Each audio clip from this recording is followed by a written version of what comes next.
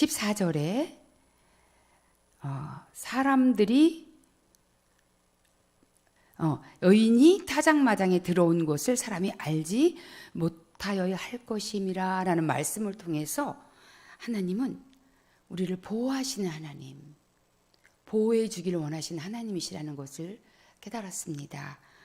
또 다른 부분에서는 보리를 룻이 돌아갈 때 시어머니 갖다 주라고 6번 데워서 줍니다. 이것을 통해서 은혜와 긍휼이 참 풍성하신 하나님이시구나 라는 걸 깨달았어요. 그리고 18절에 그 사람이 오늘 이 일을 성취하기 전에는 쉬지 아니하리라. 이 말씀을 통해서는 일하시는 하나님, 하나님이 하시기로 결정할 때는 일하시는 하나님에 대해서 깨닫게 되었습니다. 그러면 관찰을 한번 해보겠습니다. 여러분, 제가 14절, 룻이 새벽까지 그의 발치에 누웠다가,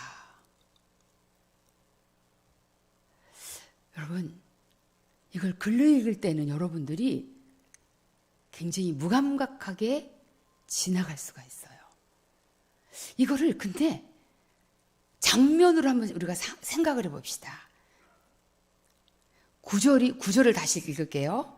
이르되 내가 누구냐 하니 대답하되 나는 당신의 여종 룻이오니 당신의 옷자락을 펴 당신의 여종을 덮으소서. 그런데 14절에 룻이 새벽까지 그의 발치에 누웠더니 사람이 서로 알아보기 어려울 때 일어났으니. 지금 굉장히 위험한 장면 속에 있어요, 여러분. 생각해 보세요. 물론 내가 나보다 더 가까운 사촌이 있으니까 그 사람의 허락을 맡아야만이, 그 사람이 노할 때 내가 너에게 기업물을 자가 돼주겠다라고 보아스가 이야기했지만 아무도 없는 타작마당에 지금 룻이 보아스의 옷 속에 들어가 있는 거예요, 여러분. 너무 위험한 장면이 아닐까요? 저는 오늘 이 말씀을 준비하면서 이거 드라마 같은 장면이다. 평상시에 성경을 읽을 때는 이게 잘 안 보였어요, 사실은. 그냥 룻이 새벽까지 그의 발치에 누웠구나라고 생각을 했어요. 그런데 이 말씀을 묵상을 하니까 이 장면이 얼마나 위험한 장면인지, 아무리 내가 내일 내가 사촌 만나서 결과를 보고 나서 내가 너와 결혼해 주겠다라고 한다 할지라도, 여러분, 지금 룻이 누구의 이불 속에 있어요? 옷 속에 들어있어요? 보아스라는 한 남자의 발치에 누워 있는 거예요. 같이 덮어줬어요, 여러분. 사람들이 눈에 띄지 않게 하기 위해서. 10분 동안 그렇게 했을까요? 20분 동안 그랬을까요? 1시간 동안 그랬을까요? 최소한 새벽까지니까 5시간 이상, 6시간 동안 과연 잠을 잘 수 있었을까요? 저는 너무 여기서 놀라운 걸 발견을 했어요. 보아스가,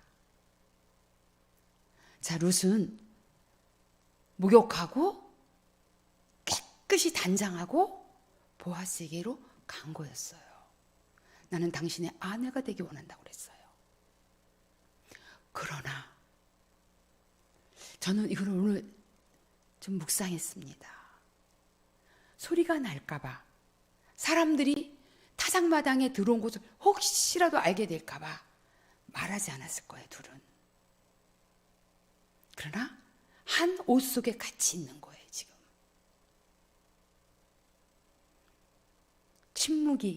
그 침묵 속에 얼마나 많은 감정들이 일어났을까를 생각한 거예요.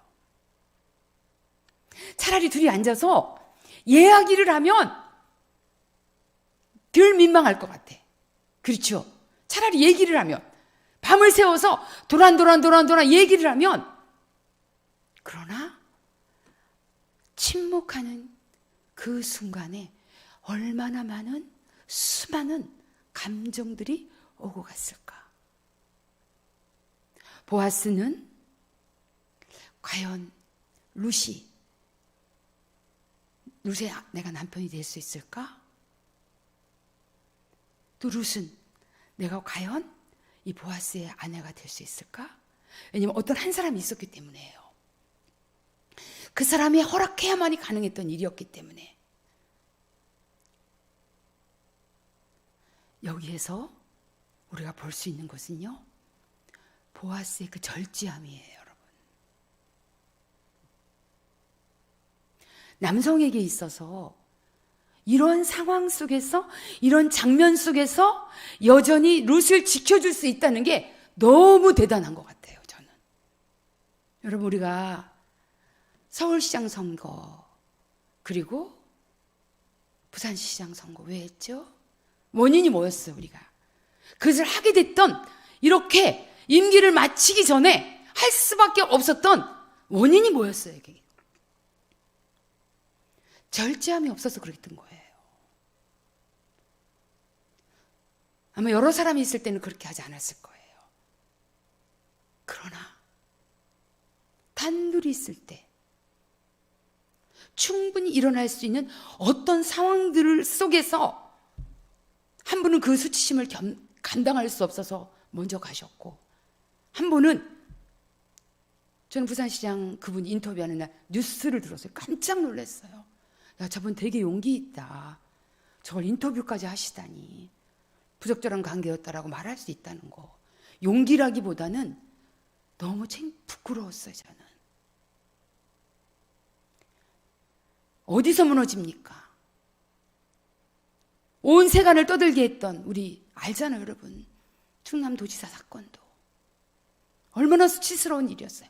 그 사람이 그 자리에 올라가기까지 많은 애씀이 있었고, 노력이 있었고, 인정받음이 있어야 되고, 수많은 고난을 겪고서 그 자리에 올라갈 때까지는 그냥 올라간 게 아니에요, 여러분. 저는 이 장면에서 룻이 새벽까지 그의 발치에 누웠다가 라는 이 장면에서, 9절의 말씀에서 당신의 옷자락을 내게 펴서 이 여정을 덮어주세라고 했던 이 장면 속에서 보아스의 절제함에 대해서 너무 위대한 거예요.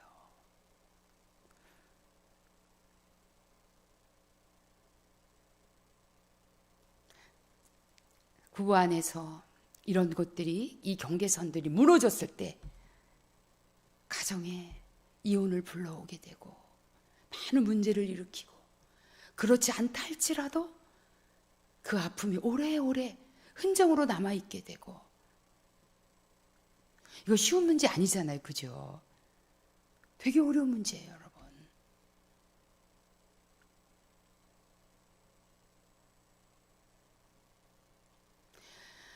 저는 이런 경우를 너무 많이 봤어요. 이런 경우를 많이 상담을 받았어요, 사실은.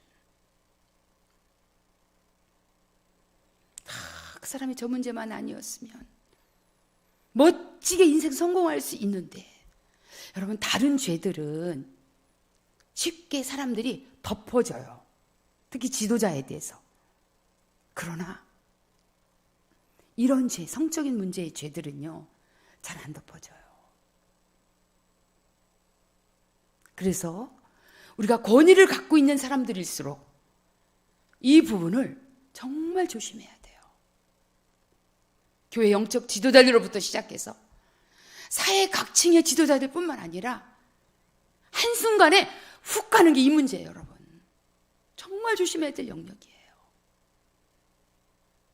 저는 그 수많은 룻기를 계속 읽으면서도 제가 이번에 이걸 깨달았다니까요. 야, 보아스 대단하구나. 절제의 능력 있는 그리스도의 성품을 가진 자라는 거에 대해서 높이 평가하고 싶어요.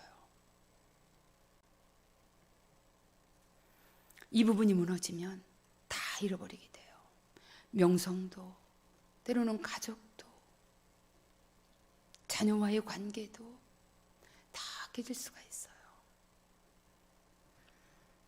저와 여러분이 우리 죽는 날까지 이 부분만큼은, 내가 다른 면에서는 부족하다 할지라도 우리가 이 부분만큼은 신뢰를 깨지 않는, 그리고 내 자신을 부끄럽게 하지 않는 그런 사람이 되어야 된다고 생각해요. 아멘. 그러나 보아스는 이 테스트를 잘 통과한 사람이에요. 얼마나 이게 어려운 문제냐면 다윗도 무너졌잖아요. 사무엘하 11장에선가요? 궁전을 거닐다가 밧세바가 목욕하는 걸 보고 그 충동을 이기지 못해서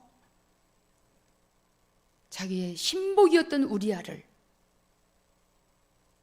마지막에 적진 젤 앞에서 죽게 함을 통해서까지 그 잔인함을 보였던, 이 문제를 극복하지 못했기 때문에 불러온, 또 그것으로 인해서 가정 안에, 그의 왕권 안에 얼마나 리스크가 생겼는지.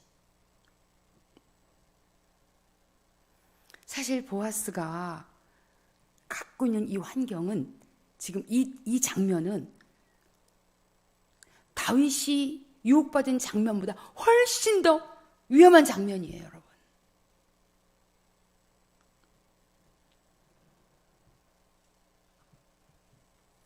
그러나 보아스는 이것을 잘 통과했습니다.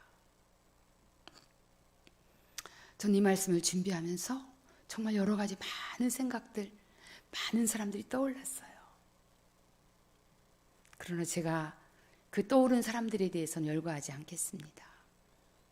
개인적인 문제들이 많이 있기 때문에. 그러나 정말 멋지다. 어떻게 한 이불 속에서 그 여러 시간들을 지켜줄 수 있는지에 대해서 너무 감동받았어요, 여러분. 두 번째 깨달음 15절입니다. 보아스가 이르되 내 겉옷을 가져다가 이제 그것을 펴서 잡으라 하매 그것을 펴서 잡으니 보리를 6번 대어 룻에게 지어주고 성읍으로 들어가니라 라는 말씀이에요. 자, 보세요. 지금 사람들이 보지 않는 상태에서 룻을 내보내야 돼요. 그래서 해가 뜨기 전에, 그래서 어둠 컴컴할 동력이 트기 전에 지금 룻을 보내는 입장이에요. 얼마나 다급한 입장이잖아요. 그런데 어떻게 보아스는 그냥 보내지 않고, 야 빨리 가, 빨리 가, 룻 빨리 도망쳐, 너 누구 보면 안 돼 하지 않고, 네 옷자락을 한번 펴봐라 하면서 보리를 6번을 대어주는 거예요, 여러분. 그 마음이 어떻게 생겼을까요? 어떻게 이렇게 인애의 마음을 가질 수 있었을까요? 어떻게 이렇게 보아스는 하나님의 마음을 가진 사람이었을까요? 배려심과 인애와 긍휼과 이 모든 마음을 갖고 있어, 그 위기 속에서도 여유를 가진 사람이었어요. 그렇죠? 여유가 있잖아요, 사람이. 급하게. 그 부분까지도 항상 그 나오미를 생각하는 그 마음이 있는 거예요, 여러분. 보아스에겐 우리 그 말씀이 그 TV 광고에 그 TV를 광고할 때 본 것 같아요. 다른 사람이 찾지 못하는 1cm를 찾았다라는 광고 제가 본 것 같아요. 여러분 기억나세요? 뭐 TV 안에서 1cm를 찾았다는 광고가 있어요. 남이 보지 못하는 1cm를 더 찾았다라는 광고를 본 적이 있습니다. 바로 보아스가 그런 사람이에요. 다른 사람이 미처 생각하지 못하는 깊은 마음, 이것이 전달될 때는 사람들에게 무엇을 주냐면 감동을 주는 거예요. 감동을 주는 삶이 되는 거예요. 룻이 달라고 했나요? 우리 어머니에게 가져다 주게 저에게 보리 나눠달라고 한 적 있나요? 그렇지 않아요. 이런 아주 센시티브한 민첩함이 있는 거예요. 숨은 마음이죠. 그렇다면 내가 가진 보리 6대를 나는 누구에게 주고 있냐는 거예요. 내 삶 속에서 내가 가진 보리 6대가 무엇인지 우리는 몰라요. 어떤 영역인지 모를 수 있어요. 그러나 이 보리 6대를 나는 누구에게 주었는가? 그리고 또 하나는 나는 이 보리 6대를 준비한 자냐는 거예요.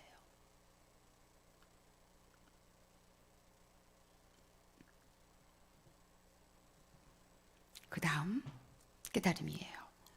15절 또 룻에게 지워주고 어디로 들어가니라? 자기는 성읍으로 들어갔어요. 집으로 가지 않았어요. 성읍으로 들어갑니다.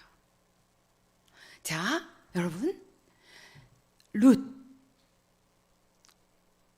내가 너에게 기업 무르자가 될 수 있어. 내가 여호와의 사심을 두고 맹세할게. 내가 그런 사람이 돼줄 수 있어. 그러나 기다려. 나보다 먼저 앞선 사람이 있어. 되게 신중한 거죠, 이거는. 그냥 기분대로, 감정대로, 그래, 우리 결혼하자 하지 않고 뭔가 법과 절차를 무시하지 않는 태도는 되게 신중한 거예요. 그러나 여기에서 지어주고 성읍으로 들어가니라. 이거는요, 굉장한 민첩함이에요. 두 가지를 갖고 있어요, 이렇게. 신중함과 민첩함. 이 두 가지가 겸하여 있을 때 완벽한 남자가 될 수 있는 거죠. 근데 어떤 사람들을 보면요, 신중해야 될 때 일 저지르고 민첩해야 될 때 가만히 있어봐, 더 좀 생각해 볼게. 속 터지죠. 막 그러면 왜 이렇게, 저 사람은 빨리 행동을 해야 되는데 이 상황에서 행동하지 않는 거야. 얼마나 동안 날 보고 기다리라는 거야. 막 속 터지게 하는 상황도 있어요. 그리고 결정할 때 보면 너무 엉뚱한 결정을 내릴 수, 신중하지 않을 수 있어요. 그런데 보아스는 여러분 얼마나 신중합니까? 그리고 자기도 집으로 가지 않고 어디로 들어가니라? 성읍으로 들어갔다는 거예요. 뭐 하기 위해서? 이 문제를 해결하기 위해서. 행동하는 믿음을 가졌어요. 자기가 한 말에 책임을 지는 거예요. 우리 믿는 사람들은, 적어도 우리 크리스찬들은요, 언어에 책임을 질 줄 알아야 돼요. 내가 말을 했으면 그걸 지켜내야 돼요, 여러분. 지키려고 노력을 해야 돼요. 저도 수많은 사람들을 상대해 보지만 때때로 그분이 예스라고 말해도 안 믿을 때가 있어요. 왜? 실행하지 않았기 때문에. 행동으로 옮겨지지 않는 모습들을 여러 번 지켜봤기 때문에 속으로 안 믿는 거예요, 제가. 이 사람은 와야 오는 거야, 해야 하는 거야 라는 인식을 제가 갖게 돼요. 그러나 이 보아스의 태도는 우리 크리스찬들에게 되게 중요한 메시지를 던지고 있습니다. 믿음의 책임 있는 행동이에요. 뭐라고 얘기했어요, 본인이?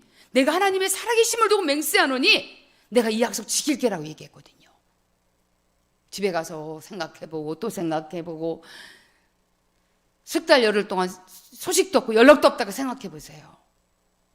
그것은 올바른 태도가 아닌 거죠. 내가 약속했으면, 내가 하겠다고 했으면 그것에 대해서 책임을 지는 우리 성도들 되시기를 주님의 이름으로 축복합니다. 이 보아스처럼. 얼마나 놀라워요, 여러분. 룻에게 지워주고 어떻게 했다고요? 바로 성으로 들어가는 거죠. 그런데 이제 룻이 시어머니한테 간 거예요. 보리 6대를 가지고. 16절입니다. 그가 이르되 내 딸아 어떻게 되었느냐 하니 룻이 그 사람에게 자기에게 행한 것을 어떻게? 제가 말하고 싶은 단어가 뭐예요? 제가 짚고 싶은 단어가 뭘까요? 다예요. 부사예요. 제가 부사, 형용사, 전치사 굉장히 중요하게 여긴다고 그랬죠. 부사가 뭐예요? 뭔가 설명을 더해주는 거예요. 뒤에 기절을. 알리고인데 다 알리고를 강조하는 말이에요. 그냥 대충 알린 게 아니에요. 자기와 밤에 보아스하고 있었던 모든 상황들을 다 얘기하는 거예요. 쉬운 일은 아니죠. 얼마나 룻이 나오미와 친밀했으면, 연합되어 있으면, 하나 되어 있으면 자신의 감정까지도 다 나눌 수 있는 그러한 고부간인 거예요.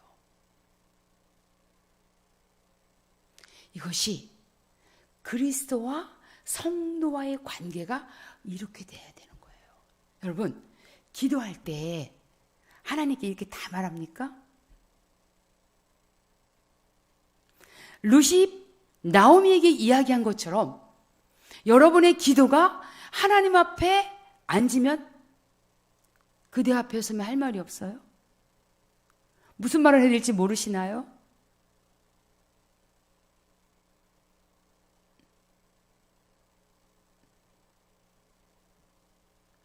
저는 기도할 때 먼저 하나님 앞에 눈을 감고 침묵을 먼저 시작을 해요. 막 내 얘기 떠들지 않아요. 침묵해요.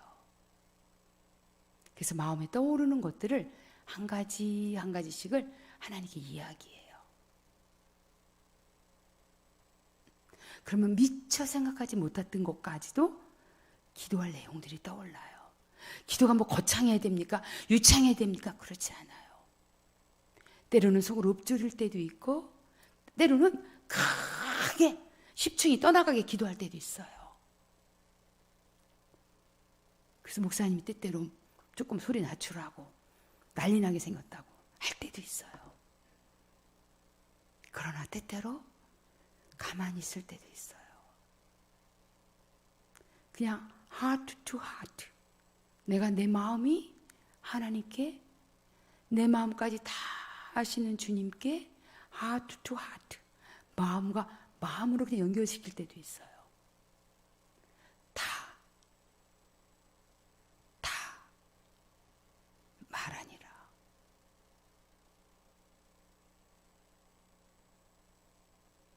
여러분의 기도가 이 수준이 되기를 주님의 이름으로 축복합니다. 그리스도와 성도와의 관계가 이렇게 되어진다면 하나님 여러분에게 수많은 소중한 비밀들을 여러분에게 말씀하실 거예요.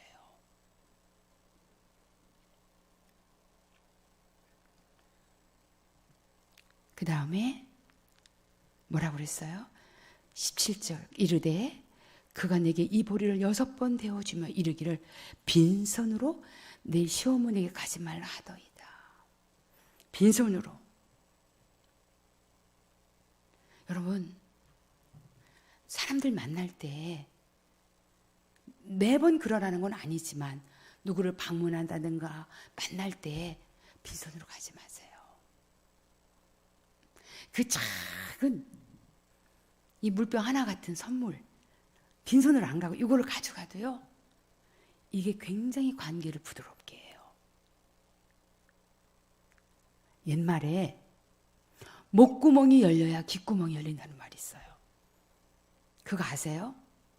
목구멍이 열려야 귓구멍이 열린다. 먹는 게 들어가야 그 사람 말이 들린다는 거예요. 굉장히 명언이에요, 이거 여러분. 뇌물이 왜 뇌물입니까? 뇌물이 왜 뇌물을 사람들이 씁니까? 뇌물이 어떻게 보면 불의한 거지만 그 사람 마음을 열게 하는 거예요. 그러나 우리는 뇌물이 아닌 선물을 뭔가 준비하면, 여러분 선물 받을 때 여러분 마음 안 열리셨어요? 마음 열리잖아요.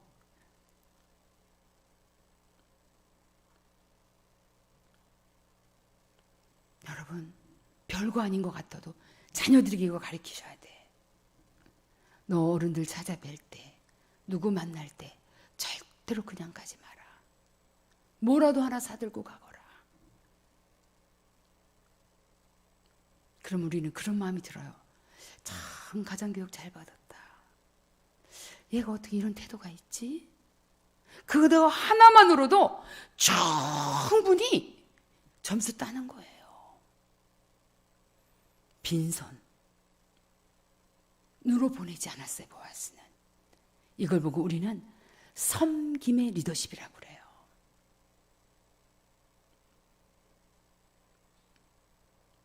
우리 크리스찬들이, 우리 성도들이 이런 태도를 배운다면 교회가 굉장히 풍성해져요. 저희 집은 제가 친정에서 결혼하기 전에 다 보았던 게 거지가 오든 광주리 장사가 오든 김 장사가 오든 꿀 장사가 오든 항상 재웠어. 우리 집에서 재웠어요. 그리고 아침밥에 먹이고 저녁밥에 먹여서 보냈어요. 그리고 할머니 할아버지 생신날 되면 온 동네 사람들 다 불러다가 밥을 해서 잔치를 1년에 2번씩 해줬어요. 저희는 가서 늘 할머니 아침 식사로 오세요. 왜 그러냐? 그러면 오늘 할아버지 생신이에요. 와서 진지 잡수세요. 제가 어린 시절에 그 기억이 너무너무 생생해요. 우리 할머니 할아버지가 그렇게 누군가에게 베풀기를 좋아하셨던 것 같아요. 그 모습들이 뭐 저희한테는 잘 안 해줬어도 굉장히 머릿속에, 내 삶 속에 그냥 그게 어떻게 표현해야 되나? 루틴? 습관이 돼버린 것 같아. 그렇게 살아야 된다는, 그것이 사람답게 사는 거에 대해서 제가 많이 몸에 이렇게 배게 된 것 같아요. 사모님, 왜 이렇게 사모님은 누구한테 뭘 주는 걸 좋아하세요? 라는 얘기를 제가 많이 들었습니다. 사실 그렇게 하는 걸 제가 좋아해요. 저희 집에 와서 밥이라도 한 끼 주면 꼭 그냥 안 보내고 저는 싸서라도 보내주고 싶은, 그래서 항상 음식을 하면 많이 해요. 싸주고 싶은 마음에. 그래서 목사님이 되게 피곤해 하세요. 저 때문에 사실은. 집에서도 음식을 하면 그냥 그것만 식구끼리 간단하게 먹고 하면 되는데 제가 그러지 않는 성품 때문에 되게 목사님 피곤해 하셔요. 사실 피곤할 때도 있다고 하시더라고요. 저 때문에. 일명 오지랖. 그런데요, 이 섬김의 리더십을 갖고 있는 사람에게는 많은 사람들이 따르게 돼 있어요. 좋아하게 돼 있어요. 이걸로 우리가 사람을 조종하는 것은 나쁜 것이지만, 그러나 이러한 희생의 섬김의 마음을 갖는 것은 다른 사람들을 풍성하게 한다는데, 이 모본이 누구냐? 바로 보아스라는 거예요, 여러분. 받는 사람의 입장에서는 굉장히 존중받고 있다는 느낌을 받는 것이죠. 그때 시어머니가 얘기해요. 18절. 이에 시어머니가 이르되, 내 딸아, 이 사건이 어떻게 될지 알기까지 앉아있으라. 여기서 앉아있으라는 단어예요. 그리고 그 사람이 오늘 이 일을 성취하게 되는 쉬지 아니라는 단어예요. 한 사람은 앉아있고요, 한 사람은 일하겠다는 거예요. 그죠? 지금 누가 앉아있어야 돼요? 여기에서요? 룻이 앉아있어야 돼. 누가 일하겠다는 거예요? 보았어요, 여러분. 자, 그럼 여기에서 기다리는 것도 믿음이에요, 여러분. 앉아서 하나님이 이 일을 어떻게 행하실지를 보는 것도 믿음이에요, 여러분. 그걸 못 기다려서 내가 뭐를 하려고 안절부절하는 것보다, 그것이 믿음이 아니라 이 타임은 룻이 앉아있는 타임이에요. 이것도 믿음이에요, 여러분. 하나님이 하실 것에 대한 믿음을 가지고 기다리는 것이죠. 우리가 믿음으로 행할 때가 있고 믿음으로 기다릴 때가 있는 것이에요, 여러분. 그런데 지금 룻은요, 믿음으로 기다려야 됐다라는 거예요, 여러분. 우리 성경 보겠습니다. 출애굽기 14장 14절. 출애굽기 14장 14절 말씀입니다.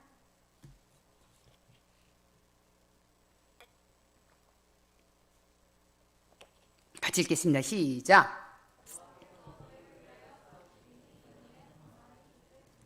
그렇죠. 지금 홍해를 건너야 되는 상황 속에서 사람들이 얼마나 안절부절했겠어요. 왜? 뒤에서는 애굽의 군대가 쫓아오고 있는 거예요, 여러분.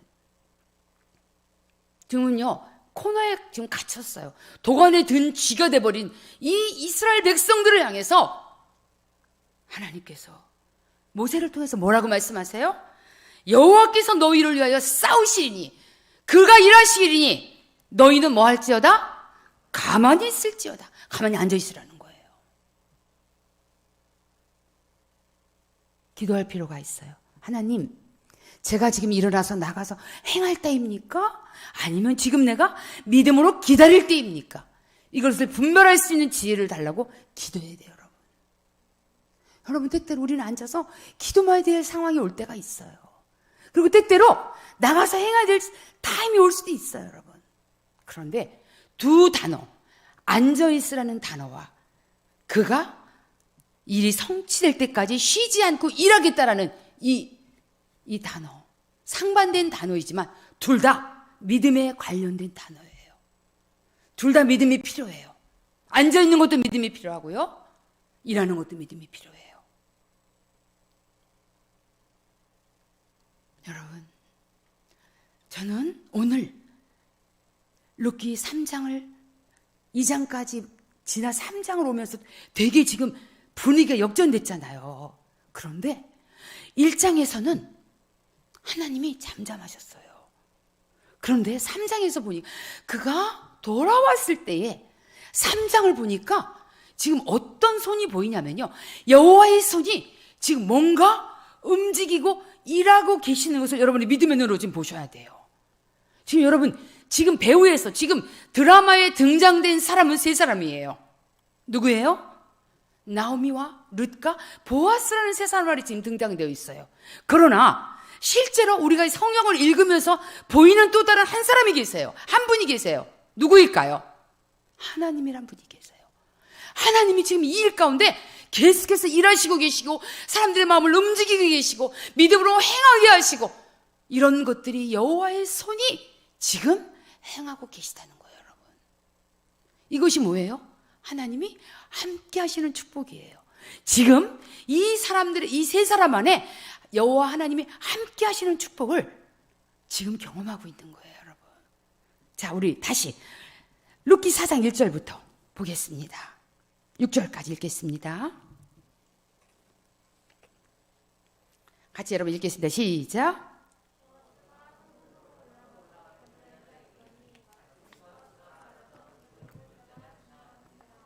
보아스가 그에게 이르되 아무개여 이리로 와서 앉으라 하니 그가 와서 앉으매 보아스가 그 성읍 장로 10명을 청하여 이르되 당신들은 여기 앉으라 하니 그들이 앉으매 보아스가 그 기업 물을 자에게 이르되 모압 지방에서 돌아온 나오미가 우리 형제 엘리멜렉이 소유지를 팔려함으로 내가 여기 앉은 이들과 내 백성의 장로들 앞에서 그것을 사라고 내게 말하여 알게 하려 하였노라.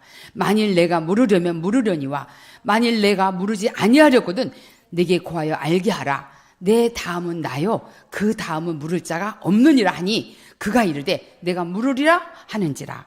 보아스가 이르되 내가 나오미의 손에서 그 밭을 사는 날에 곧 죽은 자의 아내 모압 여인 누색에서 사서 그 죽은 자의 기업을 그의 이름으로 세워야 할지니라 하니 그 기업 물을 자가 이르되 나는 내 기업에 손해가 있을까요? 나를 위하여 물으지 못하노니 내가 물을 것을 내가 물으리라. 나는 물으지 못하겠느라 하는지라. 여기서 어떤 하나님? 여기서 4장 1절에 보니까 마침이란 단어가 또 나와요. 마침. 지금 막 성문으로 막 들어가는데 마침 누가 나타났어요? 아까 제가 일명 말한 사춘 기업물 1번 나타난 거예요. 여기에서 하나님에 대해서는 어떻게 깨달았냐면요, 이 마침이라는 단어를 그때 마침 만난 거예요. 섭리하신 하나님, 섭리 하나님을 깨달았어요. 하나님 우리의 인생을 섭리하는 걸 믿으십니까? 두 번째, 여기 뭐 어떻게 기업 물을 자라는 단어를 통해서 이것은요, 그 당시에 사회복지 제도예요. 친족의 재산을 대신 물려줌을 통해서 사회복지 제도를 하나님 만드신 거예요. 이게 뭐예요? 기업 물르는 제도를 만드신 하나님에 대해서 이렇게 좋은 제도를 만들어 놓으셨어요. 관찰해 보겠습니다. 마침, 그죠? 우연히 마침. 야, 그때 마침 그 많은 사람 중에 기업 물을 자가 지나가는 거예요. 하나님이 지금 보아스가 믿음의 발걸음을 옮기는 그 순간에 역시 하나님이 뒤따라 가셔서 그 사람을 불러내신 거죠. 거길 지나가게 그 타임에 하신 거예요. 우리가 믿음으로 행할 때 하나님 어떻게 하신다고요? 하나님도 같이 일하세요. 그걸 믿으시기 바랍니다. 내가 믿음의 발걸음을 옮길 때, 내가 순종의 발걸음을 옮길 때 하나님도 일하신다는 놀라운 말씀이에요. 여기에 마침 지금 누구 만나러 들어갔어요? 이 사람이요? 그 사람 만나러 들어갔어요. 성읍으로 들어간 거예요. 집에도 안 가고 밤새 잠 못 자고 약속을 이행하기 위해서, 순종하기 위해서, 하나님의 뜻을 이루기 위해서 들어갔더니 그 사람을 만난 거예요. 여러분, 우리가 주님의 뜻대로 살고자 할 때 하나님이 일하세요. 제가 이 말씀을 준비하면서 한 생각이 났어요. 우리가 이 성전을 건축할 때 정말 하나님이 기적적인 은혜로 이 성전을 11달 만에 건축했습니다. 공사가 11개월, 한 달 모자란 1년을 동안 했어요. 그런데 여기 이 환경이 교회를 건축하기 굉장히 좋지 않은 환경이에요. 바로 앞에가 주택들이 있고 여기 또 차들이 얼마나 많이 다닙니까?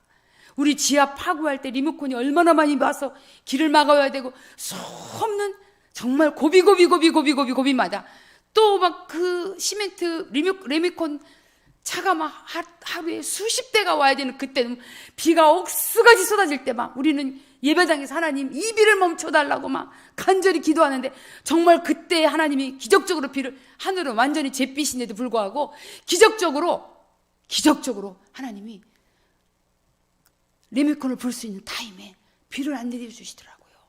근데 진짜 잊지 못할 기적이 있었어요. 그 레미콘이 한두 번 레미콘이 온 게 아니에요. 땅 팔 때도 있고 또 거푸집 만들 때 그때 또 들여봐야 되고 하여튼 레미콘이 그 차가 교회에 정말 많이 왔었어요. 근데 거의 끄트머리 됐을 때 끄트머리 마지막 레미콘이 왔을 그때에 여러분 여기 앞에가 지금 전선줄로 딱 돼 있었어요. 우리 교회 앞에가 다 전선줄로 돼 있었어요. 여러분. 그런데 그 레미콘 차가 사고를 친 거예요. 어떻게 사고를 쳤냐? 그 전선줄을 건드렸어요. 저기서부터 저기 대전 커피숍 있죠? 아시죠, 여러분? 개미지단 올라오는 거기까지 전봇대를 다 뽑아놓은 거야. 사고를 쳐가지고 전봇대가 다 뽑혔어요. 그러니 그 순간 정전이 됐을 뿐만 아니라 난리가 난 거죠. 우리 생수교회에서 일을 공사하는데 마지막 레미콘을 붓는 그 타임에 전봇대가 다 뽑힌 거예요. 이렇게 쓰러지고. 그래서 만약에 이 전봇대가 이게 가게 그 간판에게 부딪혔으면 그것도 다 물어줘야 돼. 그런 안 좋은 사고였어요. 그때. 그런데 그때 정말 기도했어요. 하나님, 우리가 이 문제 잘 해결하게 되려고. 이게 민원이 들어갈 상황이고 이게 보통 이게 해결해야 될 문제가 너무 컸어요, 이게. 그런데 앞에 건물 주인 할아버지 아저씨가 화딱지가 나가지고 너무 화가 나가지고 전봇대를 끌어안고 공사 못한다고 막 난리를 치셨어요, 그때. 하나님의 방법은 결론이 뭔지 아세요? 이 동네 전봇대를 다 없애주셨어요. 할렐루야. 여러분 전봇대 없잖아요, 이 앞에. 그죠? 그때 그 사건을 통해서 선을 이루어 주신, 결국 하나님은 이것을 통해서 교회 앞에 지저분한 전봇대 막 얽히고 설킨 거기에다 뭐가 30가구도 더 되는 인터넷선이 다 걸려 있었어요. 바글바글 했었어요. 근데 한 번도 사고가 안 났는데 그때 이 골목에 있는 전봇대를 다 뽑아버리는 바람에 그것이 계기가 되어서 전봇대를 싹 한전에서 와서 다시 어떻게 매설 밑에다 매설하는 우리 싹 없어졌어요. 여러분, 하나님 일하세요. 아멘. 합력하여 선을 이루어 주십니다. 할렐루야. 자, 1절에요. 기업물자가 지나갔잖아요. 그런데 보아스가 그 사람에게 뭐라고 불러요? 뭐라고 불렀어요, 여러분? 불러보세요.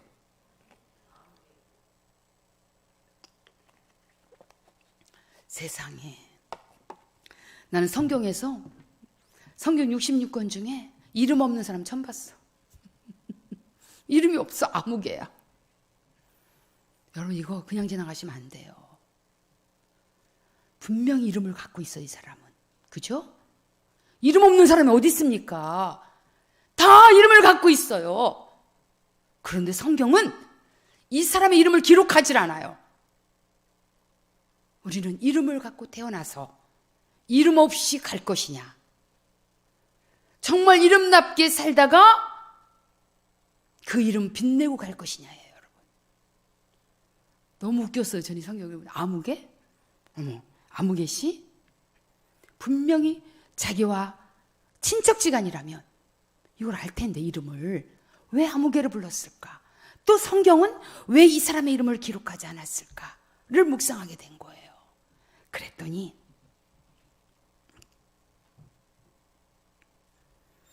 하나님은 때때로 한 사람의 이름을 적지 않음을 통해서 우리에게 교훈하시는 게 있다라는 거예요.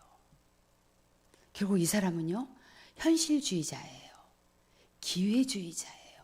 내가 이 땅에서 어떻게 하는 것이 지혜로운지, 내가 손해를 보지 않고 사는 게 무엇인지, 내가 당하지 않고 내 재산을 지키며 잘 사는 게 무엇인지를 너무나 잘 알고 있는 사람이에요. 하나님은 우리가 이름도 없이 아무개로 살기를 원하실까요? 그렇지 않다는 거예요. 하나님, 우리가 내 이름, 이기선이라는 이름, 우리 아버지를 통해서 지어주셨던 그 이름을 하나님은 나에게 제 이름 누가 줬어요? 하나님이 지지 않았어요? 그러나 하나님은 우리 아버지에게 권위를 주셔서 지은 그 이름을 하나님은 저를 부를 때 기선아라고 불러주시는 거예요.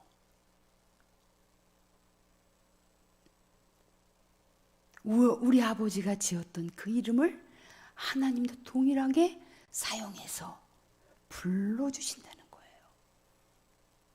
동물들, 짐승들 이름을 하나님이 지셨나요? 아니요. 아담이 졌어요. 그런데 하나님도 코끼리라고 부르시고 돼지라고 부르시고 강아지라고 불러주신다는 거예요. 그런데 이름이 없어요. 이름은 그 사람의 정체성이에요. 그 사람이 그 이름대로 살게 되는 거예요. 저는 기적의 여인이에요. 우리 아버지가 기적의 여인이라는 이름을 지어주셨어요. 한 분의 뜻으로. 여러분, 어떤 이름으로 살기 원하세요? 아무개시로 살기 원하세요? 아니죠. 하나님이 여러분의 이름을 불러주기 원해요. 비록 이 성경에는 기록되지 않을지라도 하늘나라 생명책에는 여러분의 그 고귀한 이름이 기록되기 원한다는 거예요.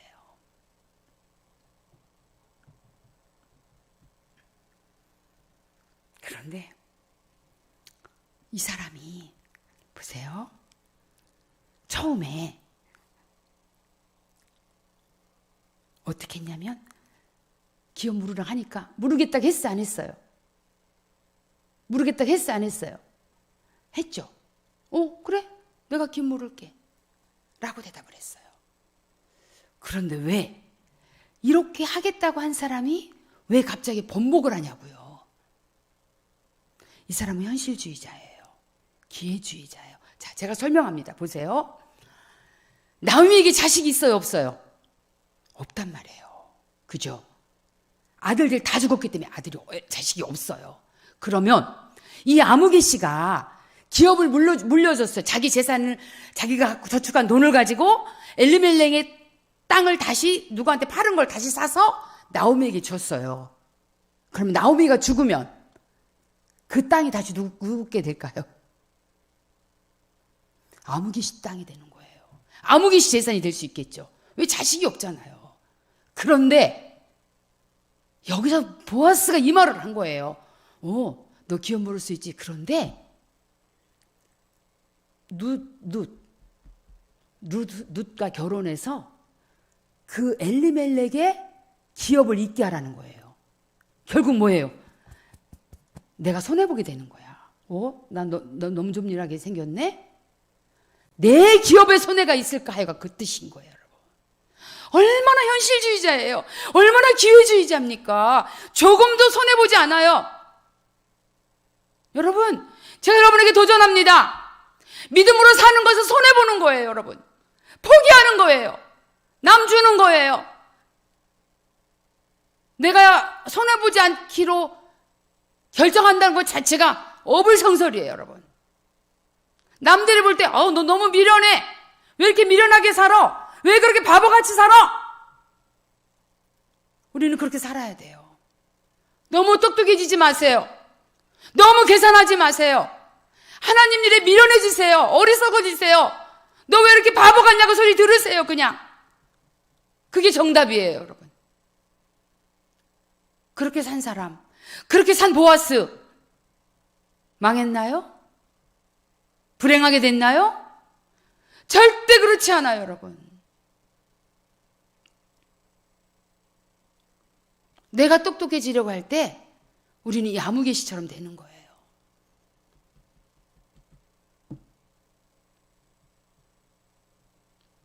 좀 풀으세요. 좀 주세요. 빈손으로 가게 하지 마세요.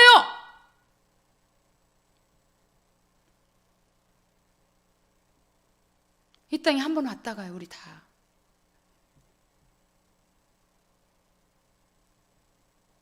뭐가 그렇게 두려우세요? 어떤 분들이 이렇게, 나 현실이 너무 무서워.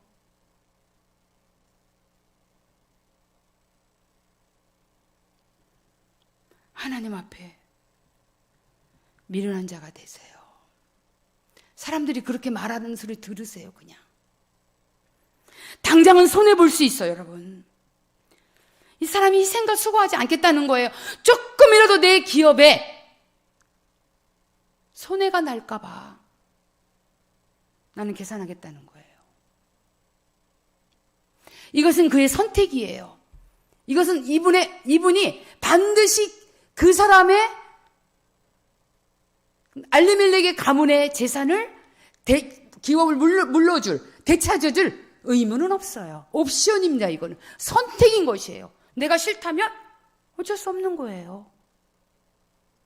그러나 이러한 희생과 헌신이 있는 곳에 하나님은 반드시 보상이 있고 열매를 주신다는 거예요, 여러분.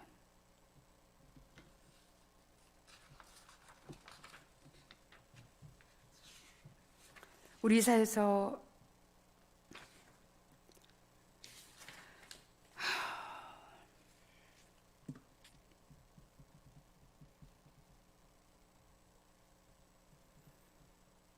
결국 보아스는 성문으로 들어가서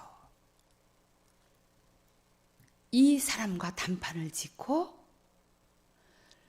엘리멜렉의 가정에 기업 물을 자로 등극합니다. 우리 사회에서 말씀 한번 보겠습니다.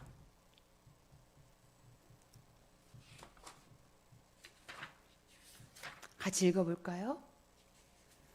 잠깐요, 죄송합니다. 아까 제가 이것을 빼먹었는데 그 사람이 오늘 이 일을 성취하기 전에는 쉬지 아니하리라는 말씀이었어요. 저 이것을 빼먹었는데요. 쉬지 아니하리라는 말씀을 근거를 보겠습니다. 나는 시작. 나는 시온의 일을 빛같이 예루살렘의 구원이 횃불같이 나타나도록 시온을 위하여 잠잠하지 아니하며 예루살렘을 위하여 쉬지 아니할 것인즉. 하나님 일하시겠다는 거예요. 우리가 믿음의 순종을 나갈 때 일하시겠다는 거예요. 다음 말씀입니다. 2절 읽겠습니다. 시작. 예루살렘이여 내가 너희 성벽 위에 파수꾼을 세우고 그들로 하여금 주야로 계속 잠잠하지 않게 하였느니라. 너희 여호와로 기억하시게 하는 자들아 너희는 쉬지 말며. 다음 말씀 7절 또 여호와께서 예루살렘을 세워 세상에서 찬송을 받게 하시기까지 그로 쉬지 못하게 하라. 하나님의 일하심을 말씀하고 있는 거예요, 여러분. 지금 보아스의 삶 속에, 룻의 삶 속에 지금 하나님 일하고 계신가요? 안 하신가요? 일하고 계시고 일하기를 너무 좋아하세요. 하나님 내가 어디 가서 일할까? 내가 누구를 도와줄까? 누구를 축복할까? 누구와 함께할까? 그런 자를 지금도 찾고 계시다는 거예요. 그런 자가 누구예요? 믿음으로 반응하는 자에게. 여러분 믿음이 실력입니다. 믿음도 실력이에요, 여러분. 믿음의 실력을 키우세요. 늘 온실 속에서 교회 안에서 보호만 받는 것이 아니에요, 여러분.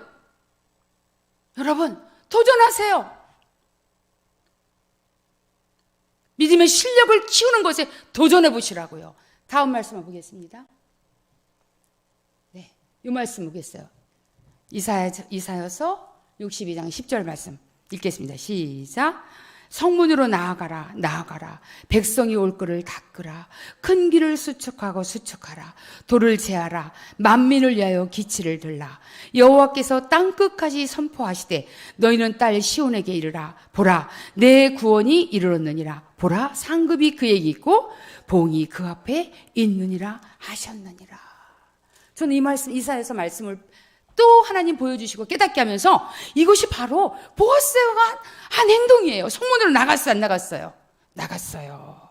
백성이 올 길을 닦으라. 큰 길을 수축하고 수축하라. 돌을 제하라. 지금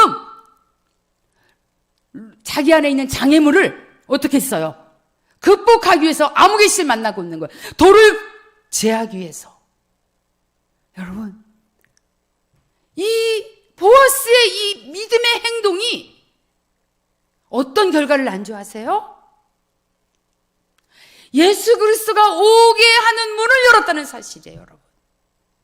보아스의 가정을 통해 누가 탄생돼요, 나중에? 예수 그리스도가 탄생된 거예요, 여러분. 성문으로 나아갔어요.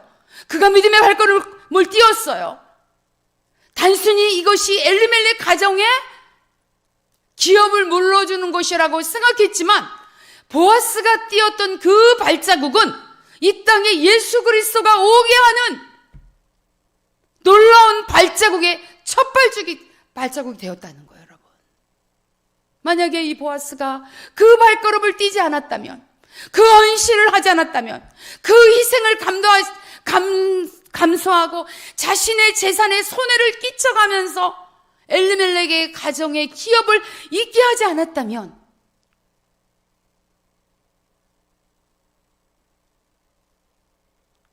하나님의 섭리가 놀랍지 않습니까? 하나님의 섭리는 단순하게 엘리멜렉의 불쌍한 며느리를 구원하는 것에 목적이 있는 것이 아니었다는 것이 여러분 지금 드러나고 있는 거예요. 사장을 통해서. 결국 뭐예요, 여러분?